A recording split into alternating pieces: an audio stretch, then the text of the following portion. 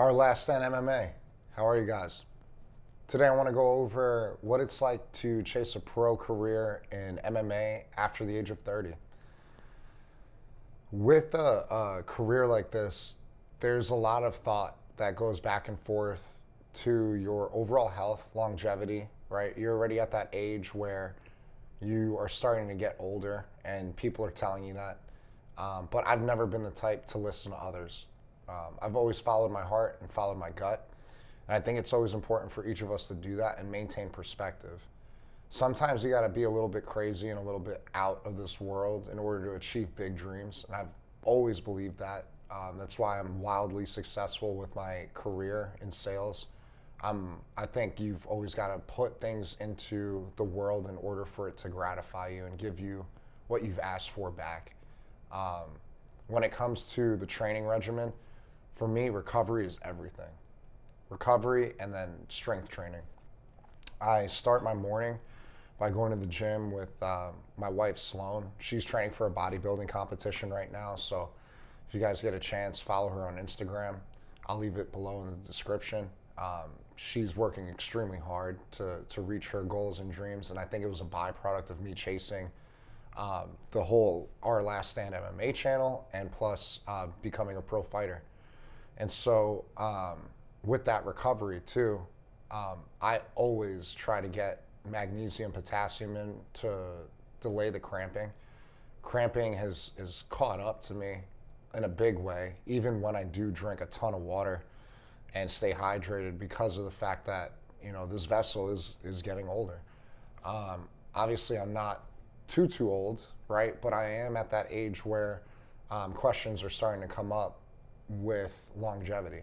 And so for me, the whole thing is let's balance it out with good recovery, good mental health, of staying in the right mindset, pulling out of preparing for smokers if I feel like I'm not in the right headspace to do it so I don't get rocked, like I said in one of my other videos. And then just staying focused on the goal of a bigger promotion, right? And seeing how far I can take this thing until the wheels fall off.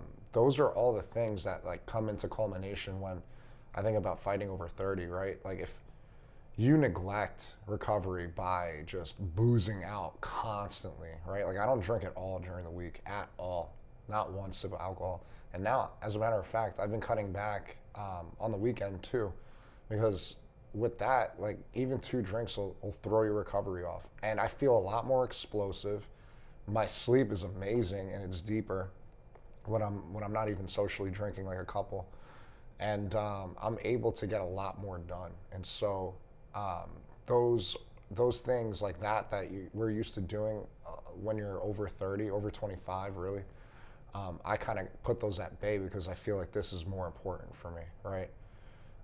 When it also comes to strength and conditioning, my bones are heavier, right, than your average person because of weightlifting, heavy.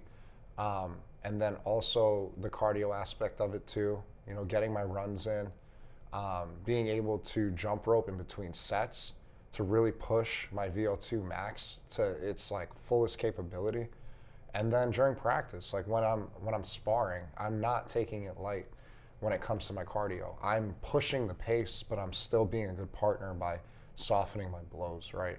And I'm pushing those around me too to become better fighters by pushing their pace, not allowing them to slouch over, and just teaching them how to breathe properly when they're tanked. And so, you know, that's another aspect of it for longevity.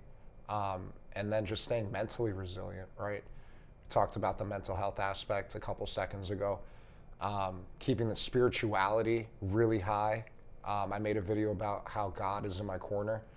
That's super important because if you don't have that spiritual drive, especially when things get hard and your body's starting to break down, there's nothing that's gonna keep you propped up. Even if you have all the motivation in the world, you need something else behind you spiritually to keep you going. So praise God for that. To give you guys an idea, like one practice that I had where I cramped up so bad, and this probably wouldn't have happened to me if I was younger than 30. I ended up doing a double session of Muay Thai. The first session, literally, it just did me in. Where if I was younger, I would have been able to recover, just drink a little bit of water and say, whatever, I'll bounce back tomorrow. I ended up cramping so bad that when I got out of the truck after my second session back to back, I ended up, it started from my legs, or better yet, my feet cramping, and then my calves cramping, quads, hamstrings cramping. It just went through every muscle in my body. And I could barely walk inside the house, where Sloan actually had to put her arm around me and then carry me through. I'm not saying this for you guys to have a pity party for me.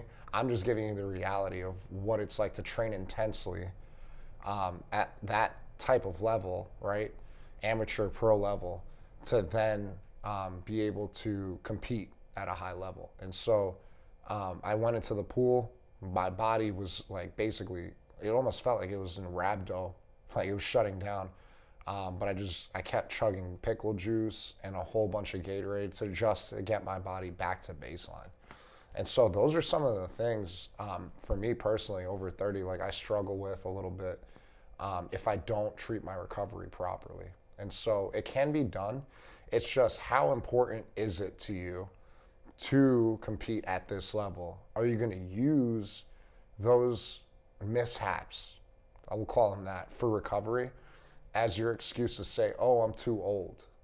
Oh, I can't do it anymore because my body doesn't work the same. Well, whatever. Like, if it does, cool. If not, then figure out a way to make it work for you. And then that, I think, is the marker of a true champion, right? That's how you know you got a heart of a lion, when you don't let your external factors dictate how you internally think about your path to success. And so, that's my nugget about training over 30. It's just taking the extra steps to take care of your body and taking preventative measures in order for you to optimize yourself and perform in the best way you can. Because with the age comes wisdom, right? And it comes with that calmness that you've been there before. Where younger guys, they can't say that. They don't have the life experience, and they don't have that sort of quote unquote dad power, right? Like that extra strength you get after you hit 30, and you're just like, man, I feel raw. I feel like I can just manhandle the world with a controlled view. Those are my thoughts when it comes to recovery. What are your thoughts when it comes to training after 30, and how do you stave off injury? I would love to hear in the comments. Thank you guys for tuning in today, and I'll catch you next time.